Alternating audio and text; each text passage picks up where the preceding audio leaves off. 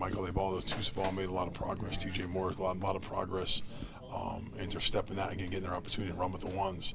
They did a good job in the scrimmage. There wasn't like a big drop-off, so you used to say, okay, they made progress. Now, as we get closer, we got to start shrinking things down for them just to finalize this. As I told them, in game week, everything's going to be shrunk down from the complete installation of our offense, complete installation of our defense. They're seeing so much variety from the other side of the ball, and then variety of plays. So everything will shrink down for them. So I think they did a pretty good job right now of getting themselves ready. Dan told us Ethan, when he came on his visit, was like close to 400 pounds. Could you have imagined from him as a recruit to being one of those guys that's running with the twos, getting some work with the ones this quickly?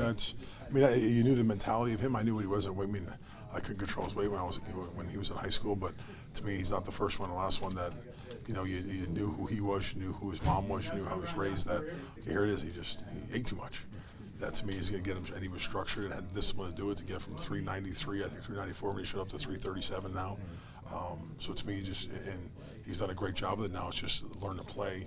He doesn't have that extra 50-something pounds to run around with. So to me, it's now just learn to play that way and stop thinking you are 400 pounds and think more like a 330-pound guy. What kind of player is he? Good. I mean, to me, he does a great job learning. He knows everything. It's just, it's not an issue of assignments and those things. Just learn the little things of the fundamentals, techniques, and the variety of things that get thrown at him. That all those young guys, the compounding of, like I told him, I threw about 1,000 tools at you in the last 6 months. Okay, you got to figure out when to use them and how to use them. Okay, and that's the biggest thing. Like I tell him, I got a meeting today about, you're like a mechanic. He's got 1,000 tools. What do they all do? You know what I mean? So every day now is, okay, let's take these 5 tools. Here's how we're using them. So for me to break it down and be more descriptive for them, instead of just throwing it at them, now I got to show them how to use it and teach them. How has Noah been doing? He's doing all right. To me right now, we still got to just keep him healthy. That was the biggest thing. I'm going to take – sorry, go ahead. Go ahead, Cassidy. When you think back to facing Manny in practice like 2010, 2015, what stands out? It's a long time ago. Yeah. Really is. It's been 9 years, and I know he's changed. Like anything, he's changed in his format of defense from 2010 he was with us to, I think, even when he came back in 2015 maybe. He was there. So to me, like anything, he's always evolving in defense. So to me, of what I've watched in Miami right now, to me, again, he's always going to be a very sound coach. Very sound, detailed in what to do, and they're going to play hard. So to me, it's just a matter of, when we get breaking it down and getting closer to the game here coming up, we'll break them down even more to see exactly where's that transfer over in 2015. I'm sure there'll be, like anything, they play good defense then. So you have a lot of same components, but there'll be different things that he does now with different personnel. I want to take you back a little bit before that. Where are you going back to now? 09, you guys played him he was at Middle Tennessee. Do you remember anything about that? Yeah, it was just a lot of movement. A lot of movement on defense, which is something to me. And at the end of the season, evaluating and Coach Mullen looking at it was, we had a higher defensive coordinator going in 2010 was, who did a good job versus when we played them. And that was one. Unfortunately, we played them. So they did a good job they were in a sense lesser talent than we were at Mississippi State. He did a good job, man. At that point, just obviously a candidate to go get him, and did a great job for us in 2010. And Dan said he could remember just kind of the juice and the energy that Manny had on the sidelines that day. That's like, yeah, he runs at me like anything. And then getting the level and to get to where he's got to, you got to have that energy to coach this level. Otherwise, I don't know what you're doing. And motivation, all that of the kids. What was he like as a colleague in the meeting rooms when you were? Good guy. He's only there a year, 2 different times for a year, for less than a year. So to me, again, the other side of the ball, you spend time with him, but not as much as you will. As you sit in that same room 9 hours a day with the offensive guys, the defensive guys.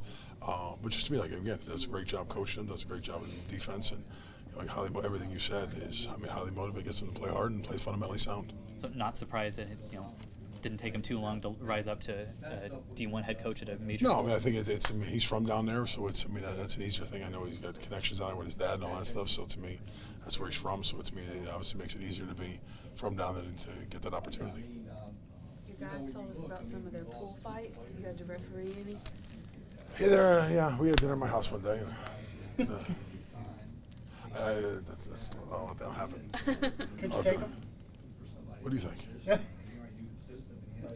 If the age is wisdom, Bob, but the age is wisdom. Remember that. Everything's weightless. So you got to just, we've been playing physical with them, but be smarter. How did the line do in the scrimmage? And there was a lot of positives. There was a lot of things that we just got to keep working on. You know, I think it's like anything. The first time you walk out of practice where it's a very controlled environment, to walk in a stadium and I walk off and say, hey, go play. Turn the lights on, especially for the young guys. So, okay, here you are by yourself. I'm not standing behind you helping you with calls. You know, you're on, which is communication, which you see some of those things that just, you know, that we need to fix. But to me, the great thing is the opportunity to see the stadium, another opportunity coming up to, okay, which to me, hopefully the second time you go in there, those things are corrected. You know, so you watch them get better with it, but there's things we just got to get better at. The communication and just the fundamentals and the situational stuff of going from 1st and 10 to 2nd and 1, or from 2nd and 7 to 3rd and 1. Okay, it's still played like 1st down, it's 3rd and 1. Or you get into the red zone, understand the red zone, understand field situations, which it's more controlled in practice than it is in a scrimmage situation. How far has Chris Bleich come in his progress since he's been here? In terms of what? Just like how he's grown as a player, he seems more confident in his skills. He is. I mean, he's a confident kid by nature, but he has a very high, care factor into being successful, and that's what you want from every kid. You know, it bothers him to be wrong. It bothers him not to be right. It bothers him with the technique that's wrong. So it's me. Those are all the guys you're always looking for in recruiting. You're looking for them on a team. Like it bothers them to be wrong, to make them go work at it, to study it, to get better the next day.